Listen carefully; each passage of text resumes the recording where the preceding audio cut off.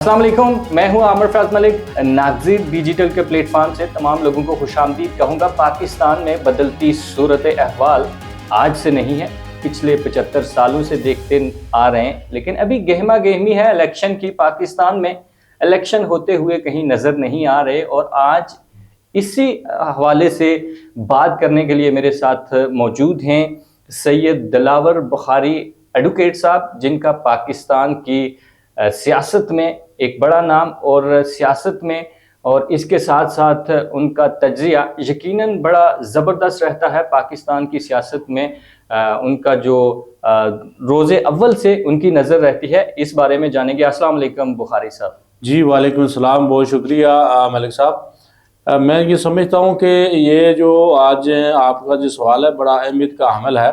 बेशुमार लोगों के जहन में ये चीज़ चल रही है अभी तक कि ये इलेक्शन नहीं हो रहा, लेकिन मैं ये समझता हूँ कि इलेक्शन हर दो सूरतों में बिल्कुल होगा और अपने टाइम पर और मुकम्मल डेट पर होगा। एक दिन भी आगे पीछे होने की कोई सूरत नज़र नहीं आ रही है, इसलिए कि हमारे पाकिस्तान के सारे इदारे बिलखुसूस जुडिशली और तमाम सियासी जमातें, कुछ जमातें ऐसी हैं जो राय फरार चाहती हैं, उसके अलावा तमाम जमातें ये चाहती हैं कि इलेक्शन हो।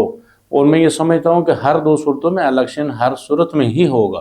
बुखारी साहब, आपने कहा कि कुछ जमातें राय फरार इख्तियार करना चाहती हैं, इसके बारे में बाद में बात करेंगे इससे बाद। लेकिन पहले मेरा आपसे एक और सवाल है कि पाकिस्तान में आखिर इलेक्शन चाहती हैं सारी जमातें, तो ये इतनी महाज़राई क्यों है? ये देखिए, महाज़राई की जो मेन वजह जो है वो ये है कि बेशुमार लोग इस चक्कर में पड़े हुए हैं कि जिन लोगों को मुख्तलिफ तरह से मुख्तलिफ वादे करके लाया गया था, और वो लाने के बाद लोग ये समझते थे कि शायद ही ये वज़ीर आज़म होंगे और ये मुल्क की बागडोर यही संभालेंगे। लेकिन उनके मुल्क में आने के बाद सिनेरियो एकदम से ही चेंज हो गया। इसी की वजह ये थी कि जो यहाँ के लोगों की जो राय थी, लोग पहले से ही बहुत सारी चीज़ें जान चुके हैं। अब लोगों के अंदर, आवाम के अंदर बेशुमार शऊर मौजूद है। मैं समझता हूँ कि शऊर के होने के बावजूद भी लोग अब गलत फैसला करने के लिए किसी सूरत में नहीं जाएंगे। और हर जो महाज़राई का मसला यही है कि किसी भी तरीके से इलेक्शन को जो उसको लेट किया जाए और इलेक्शन अपने टाइम पर ना हो, ये मेन वजह है। आपने बुखारी साहब कहा कि एक शख्स को लाया गया और उनको ये मेक श्योर करवाया गया कि आप शायद अगले वज़ीर आज़म हैं। आपका यकीनन इशारा मुस्लिम लीग नवाज़ की तरफ है और मियाँ नवाज शरीफ साहब की तरफ है। उनको इसमें कोई शक नहीं है कि पहले इसहाक डार साहब के लिए कहा गया कि जी वो जूं ही जहाज़ पे बैठे और डॉलर 2 रुपये नीचे आ गया। उस जादू की तो लोगों को अभी तक समझ नहीं आई, लेकिन ये बात फैक्ट है कि मियाँ नवाज शरीफ साहब को पाकिस्तान में बड़ी अफ़वाम और तफ़हीम के साथ लाया गया। ये कहा गया कि वज़ीर आज़म हैं, आने वाले मुल्क को बचाएंगे। उनकी वैसी सियासी मंजरनामा पे अगर देखा जाए तो वो वैसे नज़र नहीं आ रहे, अपनी इलेक्शन कैंपेन में वैसे नहीं है। इसकी क्या वजह हो सकती है? फिर देखें, वो अगर इस हवाले से सनसियर होते या वो इस हक में होते कि इलेक्शन अपने मुकर्रर टाइम पर हों, तो लाजिम बात है कि जितने भी उनके कैंडिडेट्स हैं पूरे पाकिस्तान के अंदर, उनके जितने भी टिकट होल्डर्स हैं, वो कहीं ना कहीं उनका झंडा लगा के, अपना स्टिकर, बैनर, पोस्टर लगा के कॉर्नर मीटिंगें करते हुए नजर आए। तमाम सियासी जमातें हर जगह पे उनके कैंडिडेट पूरी पावर के साथ जो है वो अपनी इलेक्शन मुहिम चला रहे हैं। जिस तरह देखें, बिलावल भुट्टो जरदारी साहब को हर जगह पर कन्वेंशन करवा रहे हैं, हर टिकट होल्डर के पास जा रहे हैं, हर जगह पर वो दिन ब दिन डेली एक की बुनियाद पर उनका प्रोग्राम है और उनका शेड्यूल भी जारी हो चुका है। तमाम सियासी जमातों के जो चेयरमैन हैं वो तो भरपूर कोशिश कर रहे हैं कि जो है जो इलेक्शन की मुहिम चलाई जाए। लेकिन नून लीग को आपने देखा कि मैं खास करके पिंडी इस्लामाबाद के अंदर तो एक झंडे वाली गाड़ी इस टाइम तक मैं नहीं देख सका पूरी पिंडी के अंदर। मैं ये समझता हूँ कि ये इनका राय फरार के अलावा तो और कोई चीज़ नज़र नहीं आती। राय फरार आपके ख्याल में सिर्फ मुस्लिम लीग नून ही इख्तियार कर रही है, या JUI के लिए भी आप कहेंगे, पाकिस्तान तहरीक इंसाफ के लिए भी आप कहेंगे? देखिए, पाकिस्तान तहरीक इंसाफ के लिए तो सिनेरियो ही बड़ा दूसरा सिनेरियो है। उनका राय फरार इख्तियार करना या इलेक्शन लड़ना एक ही बात है, क्योंकि उन्होंने जो किया हुआ मुल्क के लिए 9 मई के बाद चीज़ें यकदम जो है ना वो चेंज हो गई, उनके लिए सिनेरियो भी चेंज है। और उनका जो बानी है, बानी PTI, वो भी इस टाइम ज़ाहिर है आपको पता है कि वो जेल के अंदर मौजूद हैं। वो उनके अलावा जो उनके चेयरमैन है, वाइस चेयरमैन, वो तो कोशिश कर रहे हैं, लेकिन वो सूरत हाल उनकी नहीं हो सकती जो उनकी जो सोच और गुमान थी, क्योंकि मुल्क के अंदर 9 मई के बाद यकसा चीज़ें तब्दील हो चुकी हैं। वैसे बुखारी साहब, आपका क्या ख्याल है कि पाकिस्तान तहरीक इंसाफ के लोगों के साथ ये जो सलूक किया जा रहा है, क्या वो इस सलूक के मुस्तहिक हैं, या ये सियासी कोई तजर्बा हो रहा है? इससे पहले भी शायद हम ये कह सकते हैं कि सोशल मीडिया चीज़ें ऐसी नहीं थी, तो जो यंगस्टर हैं, ऐसा कहा जा रहा है, ऐसे तज्ज़िये किए जा रहे हैं कि यंगस्टर का जो रुझान है बहुत ज़्यादा पाकिस्तान तहरीक इंसाफ की तरफ है स्टिल, और इसी वजह से शायद इलेक्शन डिले किए जा रहे हैं। क्या इस बात में कुछ सच्चाई हो सकती है?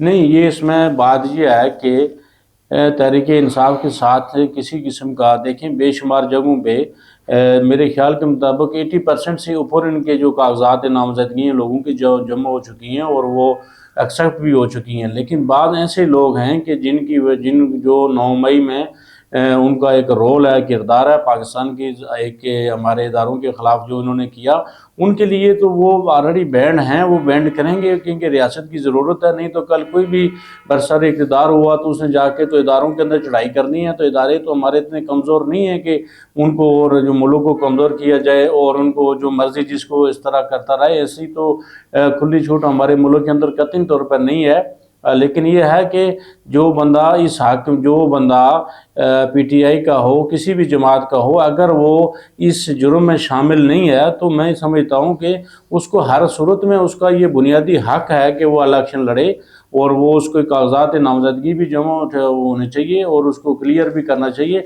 लेकिन अगर जो किसी इदारे या किसी मामलात में हिट लिस्ट पर है तो वो तो किसी सूरत में उसका हक भी नहीं बनता और वो इदारों को चाहिए कि भी उसको भी रोकें। लेकिन देखें ना बुखारी साहब, कल परसों 2-3 दिन पहले की बात है कि सेनेट में एक बिल भी पेश किया गया, करारदाद पेश की गई कि जी इलेक्शन को मुलतवी होना चाहिए। सिक्योरिटी की सूरत अहवाल वैसी नहीं है, माँ सिवाय एक जमात के कि जो JUI फे ऐसा कह रही है कि सिक्योरिटी की ऐसी सूरत अहवाल नहीं है, जबकि आप ये कह रहे हैं कि हमारे जो सिक्योरिटी के इदारे हैं वो बड़े मजबूत हैं।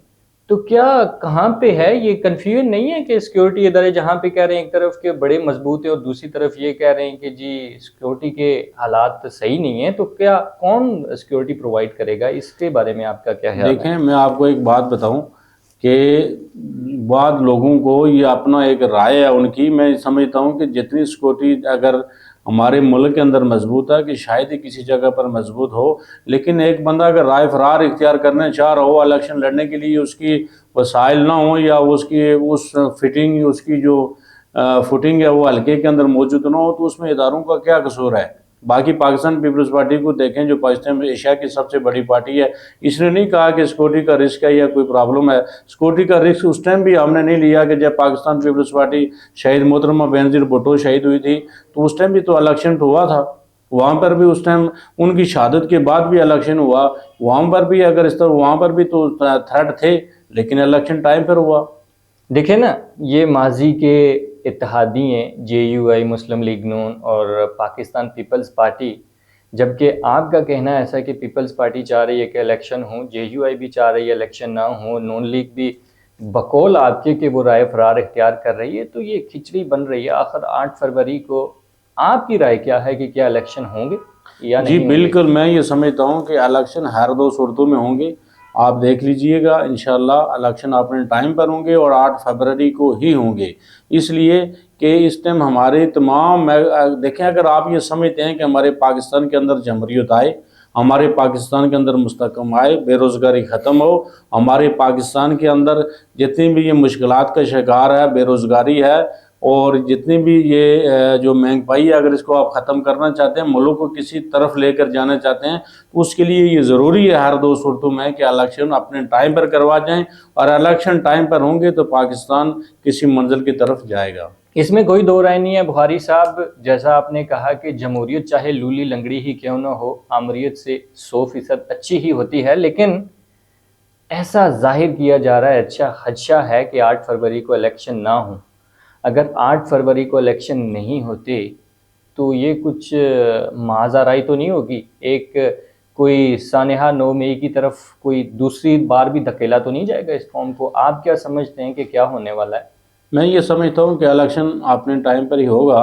अगर किसी भी वजह से, जिस तरह आप बार बार ये इसी पर जोर दे रहे हैं कि शायद इलेक्शन ना हो, मैं नहीं समझता। अगर इस तरह हुआ तो फिर हमारे इदारे इस बात को बेहतर समझते हैं कि अगर ये फिर आवाम और इदारों के दरमियान में एक बड़ा टकराव का खदशा बन सकता है और सियासी जमातों का एक जमहूरी अमल का जो एक सिलसिला है वो मैं ये समझता हूँ अगर ऐसे कोई बात बनाई गई तो इसका मतलब ये है कि जमहूरियत का रास्ता रोका जा रहा है।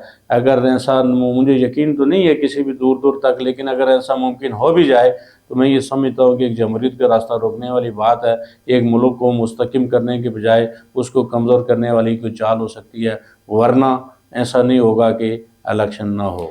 जमहूरियत को डिरेल किया जा सकता है, आपका ऐसा कहना। आप क्योंकि आज़ाद कश्मीर रियासत से बिलोंग करते हैं, जो आज़ाद रियासत है, इंडिपेंडेंट है, वहाँ पे आज़ाद हुकूमत है, वहाँ पे इलेक्शन पाकिस्तान के साथ नहीं होते। बहैसियत तज्ज़िया निगार आपकी क्या राय है कि क्या आज़ाद कश्मीर और पाकिस्तान के इलेक्शन एक साथ होने चाहिए? क्या अगर एक साथ नहीं होते, इन इलेक्शन के ना होने के कौन से नुकसानात हैं, और एक साथ होते हैं अगर तो क्या फ़ायदे हो सकते हैं? देखिए, रियासत के अंदर जो लोगों के अंदर एक हमारे मजाज पाया जाता है कि पाकिस्तान के अंदर, मरकज़ के अंदर किसी भी सियासी जमात की हुकूमत होती है तो लोगों का माइंड सेट वैसा ही बन जाता है कि वहाँ पर फ़लानी सियासी जमात का जो हुक्मरान है तो उसी का माइंड सेट बना के लोग वहाँ पर भी जो है उसी की कैंडिडेट को, उसी को वोट देते हैं। मैं ये समझता हूँ कि अगर एक ही जगह पर अगर पाकिस्तान के साथ अगर इकट्ठे किए जाएँ तो उसमें ये होगा कि लोग बराबरी की बुनियाद पर, कारकर्दगी की बुनियाद पर, जो लोगों ने वहाँ पर काम किया हुआ काम की बुनियाद पर और एक नज़रिए की बुनियाद पर इलेक्शन अगर कश्मीर में अगर इकट्ठे हो जाएँ तो उसमें यह है कि लोगों का ये चीज़ जो माइंड सेट बना हुआ है कि भाई अगर पाकिस्तान के अंदर अगर फलानी जमात है, मरकज़ में उसकी हुकूमत है तो उसी को वोट देंगे, ये लोगों का थोड़ा ख्याल चेंज हो जाए तो ये बहुत बेहतर हो सकता है। और मेरे ख्याल से दूसरा, आज़ाद कश्मीर में डेवलपमेंट की एक और बहुत बड़ी वजह यह है कि जब पाकिस्तान में हुकूमत चेंज होती है, दूसरी गवर्नमेंट आती है, आज़ाद कश्मीर में कोई और हुकूमत होती है, तो वैसे अक्सर आज़ाद रियासत में हुक्मरानों का ये शिकवा रहता है कि हमें फ़ंड्स नहीं रिलीज़ हो रहे।